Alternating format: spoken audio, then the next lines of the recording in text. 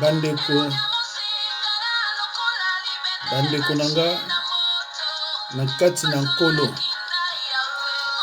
Pasteur Jacques Dinapanza 06 51 03 92 89 06 51 03 92 89.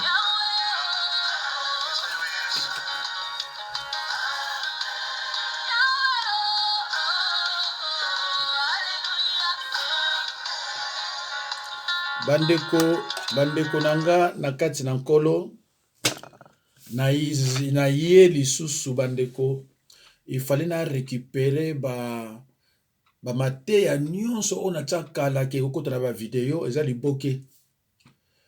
Alors yango no moni nazotia lelo na otia mpenza 3 comme ça bola na o malembe.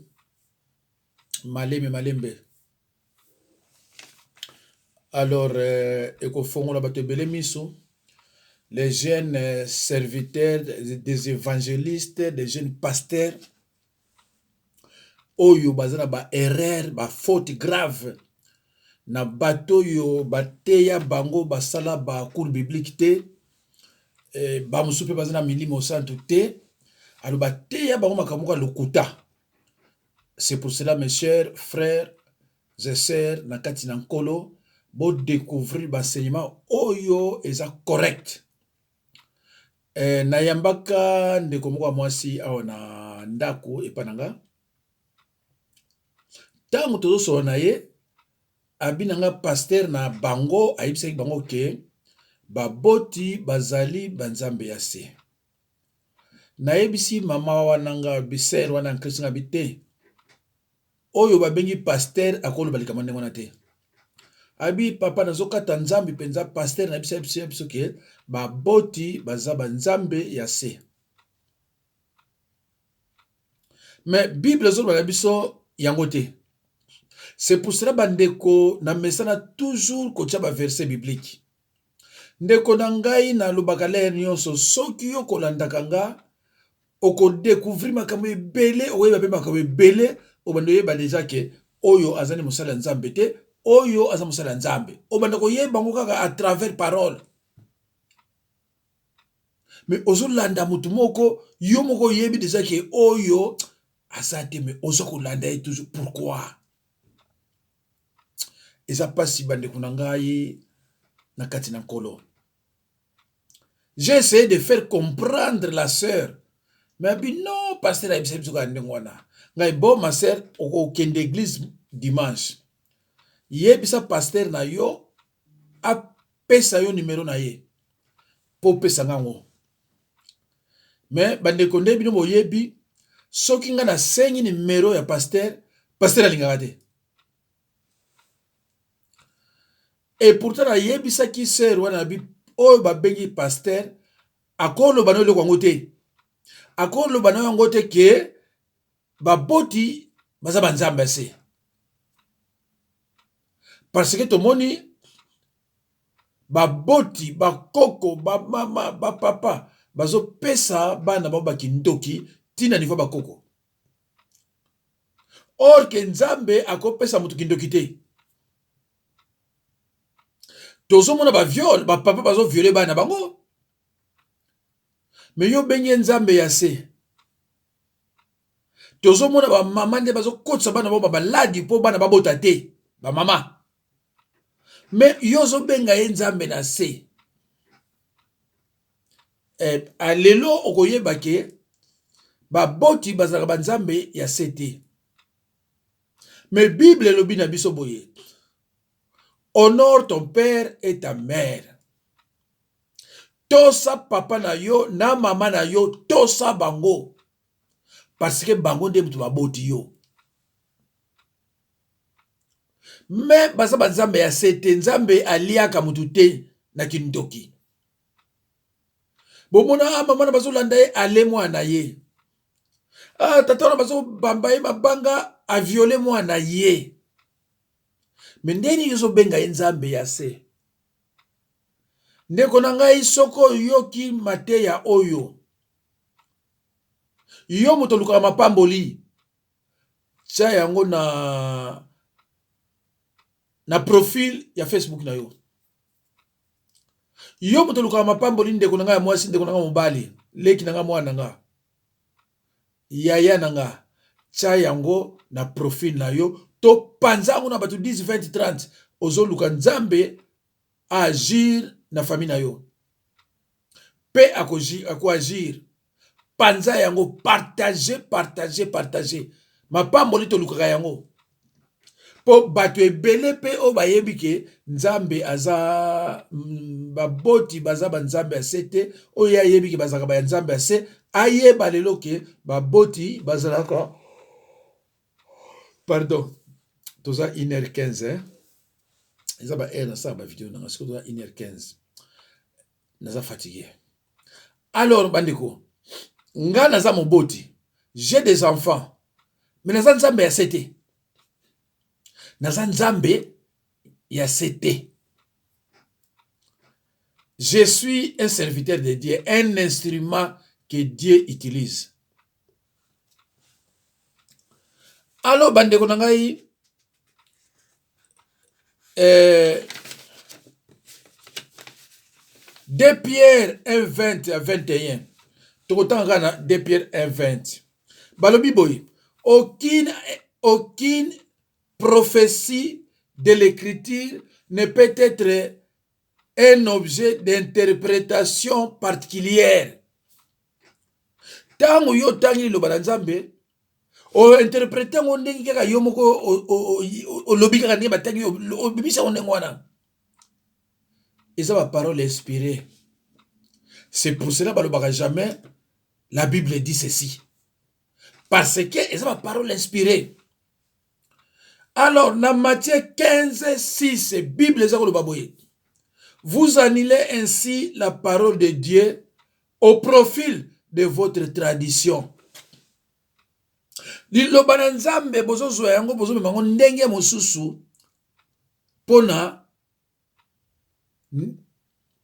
na ba coutume na bino na ba tradition na bino na ndenge na bino moko. Ndeko soko yekola yango te. Oyekola comment ko interpréter parole te. Tika. Ndeko tika.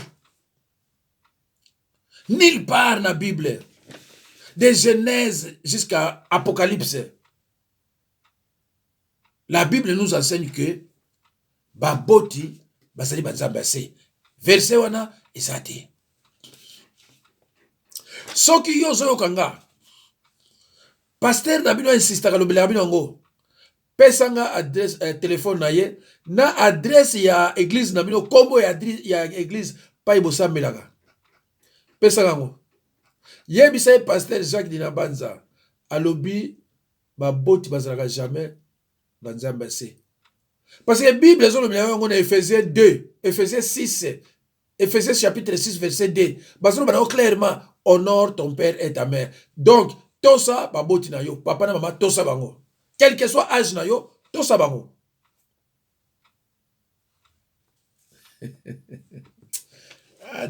C'est pour cela ngai avana tika mukili oyo nazo sala musala moko munene ya kolakisa bana nzambe liloba ba évangéliste ba jeune évangéliste ba jeune pasteur nazo sala fort pendant en tout cas pour bolongola eloko wana na l'église.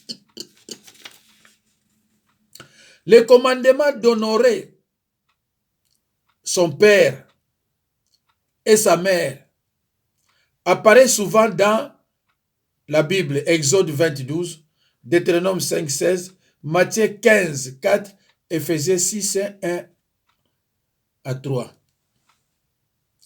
Bandeko, totanga nano toluka nano na Ephésiens 6 yo. Ephésiens 6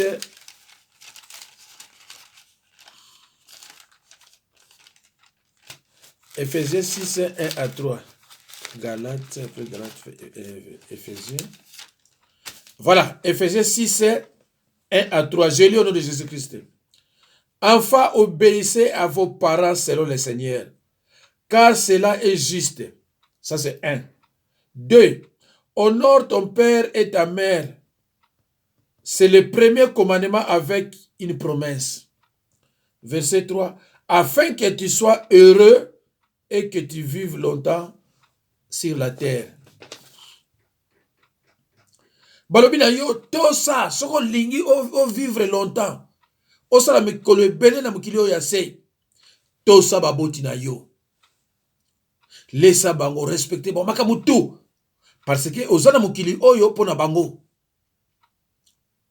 Ozana mokili oyo pona bango mbale. Bible lobi na yo to ça bango. Mais Bible lobi na yo teke baza banzambe ya se. Honore ton père et ta mère. C'est pour cela que nous avons bino même besoin de poto. Na uta ko bango derema na ba fidèle nanga ba muso ba déjà ba commande na ba Bible lingala l'exasa. Oza na Bible français. Zala pe na Bible ya lingala, c'est très important. Alors yo soko yebi loba bande ko nanga soso na loba pa nanga. O bana ko kanga ba pasteur wa lukuta. O mona te yo boye rien. Ya ngona bozo mona même na ba YouTube ba pasteur mususu moye ba thème na Bible zate. On a tiré bino neti Emeneya, a tiré bino mutumoko boye, a tiré bino Denis Lesi, a tiré yo Baka, a bandi ko critiquer ye.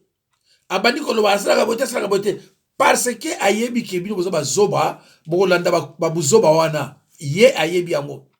Ayebi ke soko luki ba verset awa ate ya neti parabole du semeur, boko kanga ye. Soki alobi ate ya la parabole de livre et le bon blé, boko kanga ye na ba faute belé. Alors, pendant que nous avons une distraction, allez, azui batumoko boye, o emene ya che wana, azui mususu ya che wana. Tangu yo muna emene ya, olio landa ye yo traka emene ya, balubini pona emene ya. Ah, bande kunanga za mawa mingi. Bande kuza mawa. Alors, le commandement d'honorer son père et sa mère apparaît souvent dans la Bible. Tous en a 4 points. Autre parler awa na que signifie honorer ton père et ta mère. 1. Il faut les aimer. 2. Accepter leur autorité. 3. Les traiter avec respect. 4. Prendre soin d'eux. Alors bandeko na pesi ba rubrique moko o eza ya minene oyo tango elobami yo yebi déjà eza nini. Mais na opesa bino bandeko na ba verset biblique à partir de ba rubrique. Donc so ba rubrique on soit comprendre ba titre à partir de ba titre na tie ba verset biblique. Siko yo ba notanga verset biblique moko po oye bezolo banini. Tango elobi il faut les aimer. Na tie verset biblique tanga be verset biblique faut linga bango. Accepter leur autorité. Faut ondima ki bokonzi na bango. Na pesi ba verset. 3. Les traiter avec respect. Ce que papa zo loba yoko finga ete, azo yoko gangila ete, les traiter avec respect. 4. Prendre soin d'eux. Ce n'est pas que papa na mama bakuba mikolo, yoko miko finga bango, okumiko beta bango bakofi parce que baza sur la force ete. Il faut prendre soin d'eux. Oyeba azasiko yo na nini na maison de retraite te bino boza na place chambre opesa ki bozo lesa ye bozo ko respecter ye ti mikona ye koka ndeko na badeli soso soki liloba oyo etouché yo tala soko panza ona batu boni même tina bakisasa kuna même wapi na ba Hollande ba Angola wapi ndeko nanga yo panza yango nzambe akopambola yo ezana batu belé bazana ignorance. C'est pour cela que je reprends ce que je vous ai toujours dit que les Écritures annoncent clairement que le peuple de Dieu souffrira et sera amené en captivité s'il persiste dans l'ignorance et dans le péché. Osée 4:6 dit, mon peuple est détruit parce qu'il lui manque la connaissance. Ces versets, mes chers frères et sœurs, dans le Seigneur, ne dit jamais que mon peuple est détruit à cause des sorciers et satanistes, mais uniquement par manque de connaissances. Ndeko, tangaka liloba mingi kosepelisa yo. Nakotia lisusu parole de Dieu. Oui, bah, parole de Dieu c'est quoi? Nakosala tout nzambe ya bolingo na tia wata lobi. Comme ça ba oyo ba mesala kolandanga ba oyo balingaka liloba ba sepela. Soki bomoni mutu moko ka lonji ya muluba na tie mateya ya ye wana fingi bo kipe ite aza muluba ka lonji. Bomoni atie mateya ya ye wana tia ba commentaire mabe tout bo kipe ite aza muluba bo comprendre que bazana besoin biso tozala pour bango na pouvoir oyo ya kimoyibi. Voilà. Alors bande ko ngai tokozwa Bible totanga atandambo. Sur les 4 points oyo, parce que totangi déjà dans Ephésiens 6, 1 à 3. Totanga premier point balbi, il faut les aimer, c'est-à-dire il faut aimer ba parents na yo. Awa balobi proverbe, total na proverbe combien? 7 et 1, je crois à 2. Oh, proverbe 7. Voilà. J'ai lu au nom de Jésus-Christ. Na 1. Mon fils, retiens mes paroles et garde avec toi mes préceptes. Observe mes préceptes et tu vivras. Garde mes enseignements comme la prunelle de tes yeux. Verset Oyo, Isa Yangote.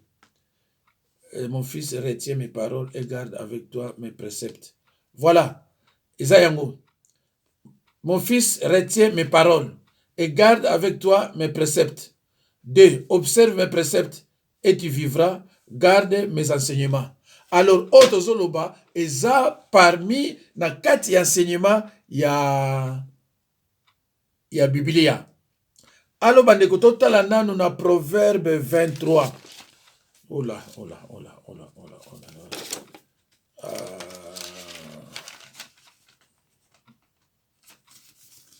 Totala nanu kuna. C'est vrai, nazo préparé matin na butu, mais nazalaka na ba faute té. Peut-être erreur frappe mes fautes cause la té. 23 26.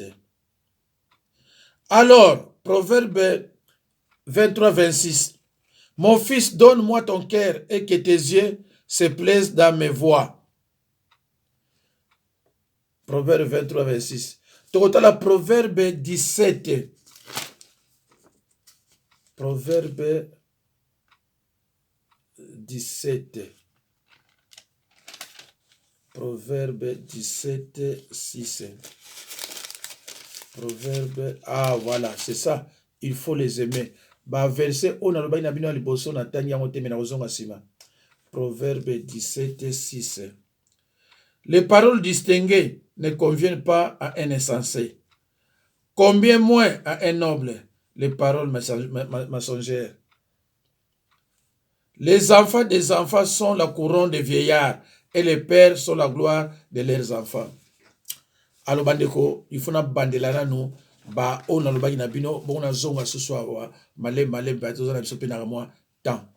Alors, les commandements d'honorer son père et sa mère apparaît souvent dans la Bible. Exode 20, 12. Tokina numbango na Exode 20, 12. Tout à l'heure. Exode 20, 12. Je lis au nom de Jésus-Christ. Honore ton père et ta mère, afin que tes jours se prolongent dans le pays que l'Éternel ton Dieu te donne.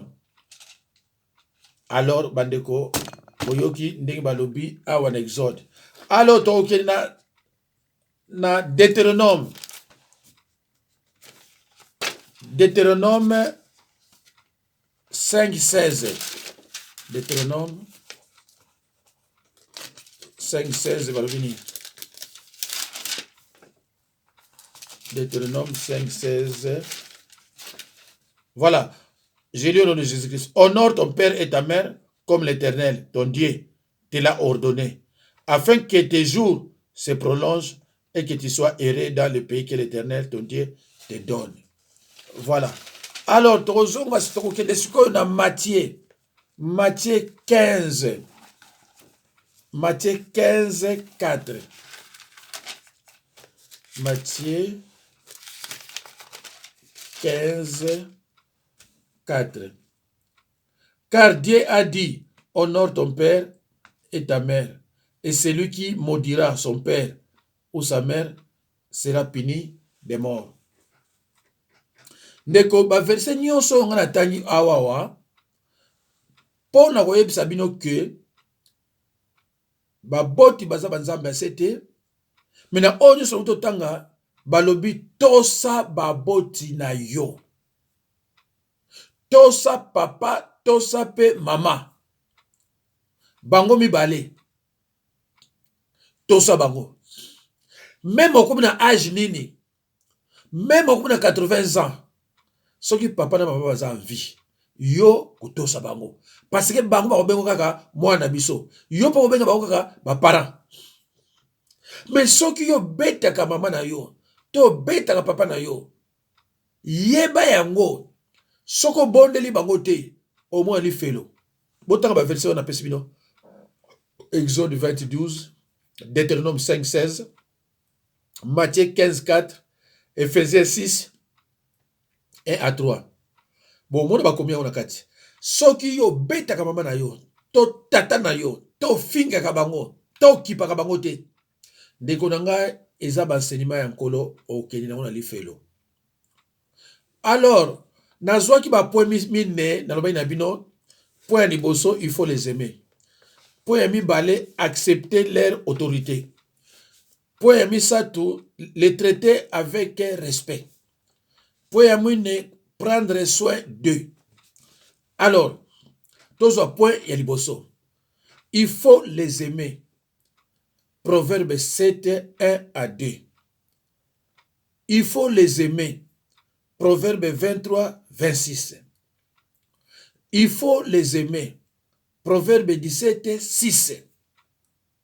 Bible ezoloba na yo tango otanga ba verset oyo. Ba para na yo folinga bango. Awa na poto. Ba para ya mobali souvent bakoma obenga na bango na bandako. Ba mama o babota mibali souvent bakoma kolala na balabala na ba 115, parce que mwasi ya mobali alingi mama wana te. Nazana bango ebele babenga nga. Alors ndeko na ngai oza ko risquer okende lifelo en cas de non-respect de la parole de Dieu. Jésus-Christ n'a-t-il pas dit, ceux qui sont mes frères et sœurs, ce sont ceux qui écoutent la parole de Dieu et qui la mettent en pratique. Ndeko tangaka Bible po yeba valeur ba parole na yo. Token à 2. Accepter leur autorité. Colossiens 3, 30. Pardon. Colossiens 3, 20. Colossiens 3, 20. Luc 2, 51. Balobi, nalobi, accepter leur autorité. Après un verset. Bango, tu as une autorité. Bango, tu as boto yoza asena bango. Kolingate yoza autorité. Likona bango. Oba no gangi la bango, oba no sala bango, po ba komi ba mikolo. Mais tala yo tango zobota bana yo, tala pasi zo mona bana. Et eza pasi oba boti na yo ba monaka epa na yo. Pasi yo zo mona lelo. Pona boko la bana. Eza pasi oba para na yo ba mona pona yo. Ba ombale. Donc il faut respecter bango. Soki mwasi na yo alingi te yo respecter bango, yo respecter. Soki mobile na yo alingi te yo respecter ba boti na yo, yo respecter. C'est pour cela que ba be ko finga ba boti ya mwasi na yo. O parce que zo mobile. Biloko neza mala muti na Bible zo condamner yango. Bino mibale, mwasi fa respecter ba boti na ye, a respecter ya yo. Yo pe pareil. C'est réciproque. Tolobaki na accepter leur autorité. Colossiens 3, 20, Luc 2, 51. Dans une à 3, les traiter avec respect. Lévitique 19, verset 3. Lévitique 19, verset 3. Hébreux 12, verset 9. Hébreux 12, verset 9. Proverbe 30, 17. Nazana, point 3. Les traiter avec respect. Lévitique 19, 3. Hébreux 19, 9. Proverbe 30, 17. Donc, maman na yo tango benga yo. Respect oyo azomona yo zo pesa ye. Eza mapamboli. Maman na yo kota wa benga yo, ah papa. Respect oyo zo pesa ye. Eza mapamboli munene ya kosakana te. Alors, nazana fidèle nanga moko, elle s'appelle Sandrine. Abenga ka mama na mikolo na basala. Abenga ka mama na ye mikolo na basala. Soki azu mama na ye te aza leste. Soki batterie sila ki mama ayeba ki te azo soye te aza leste abenga butumba. Et avec respect. Sandrine. Tout le temps. Ndenge pe na monaka Emmanuel na mama ki sita Marie-Hélène. Tout le temps azo benga mama na ye. Tout le temps azo pesa mama na respect. Ah voilà. C'est ça. Mais yo mama na yo ozo finga ye nana ko respecter mama na yo. Soki yo moko ozo finga mama na yo na ko respecter. Soki yo moko ozo finga baboti oya yo nana ko respecter bango. Soki yo moko ozo bimisa mama na yo ndoki nana ko respecter ye. Yo garder kaka yango. Garder kindoki na ye. Nzambe ayebi ya kosala nipa na ye. Ndenge ko respecter ba parents na yo, ndenge pe à peu près o respecter ba parents ya baninga.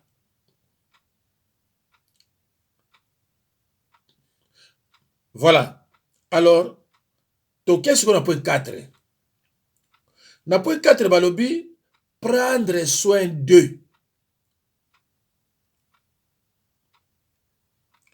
Surtout quand ils prennent de l'âge. Prendre soin d'eux, surtout quand ils prennent de l'âge. 1 Timothée 5, 4. 1 Timothée 5, 4.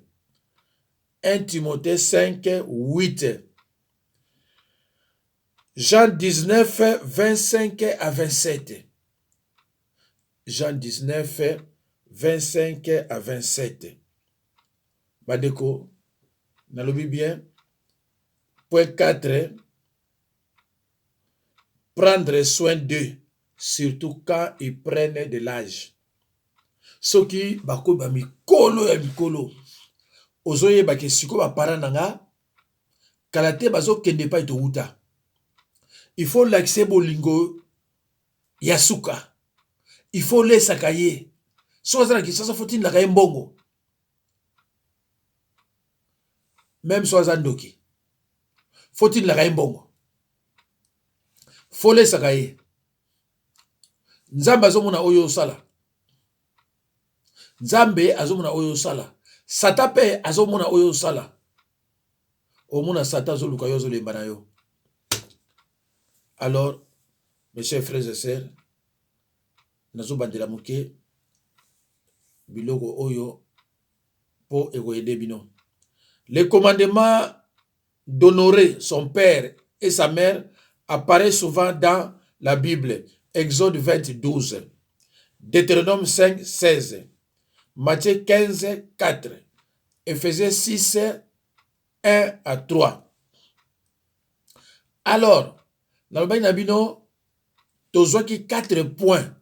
Il y a ça là qui signifie honore ton père et ta mère. 4 points na yango. Dans le baki 1, il faut les aimer. 2, il faut accepter leur autorité. 3. Les traiter avec respect. 4. Prendre soin d'eux. Alors, bandeko, na banzi, vous comprendre, même na vous demander, na ba fidèle langai, j'ai dit enseignement aux alaté, baza obligé ya kolanda, mate ya misato na tie, nyoso misato, à partir à lobby, ti vendredi. Comme ça, et qu'on aide bango vraiment mingi na komo na Yesu. Merci beaucoup.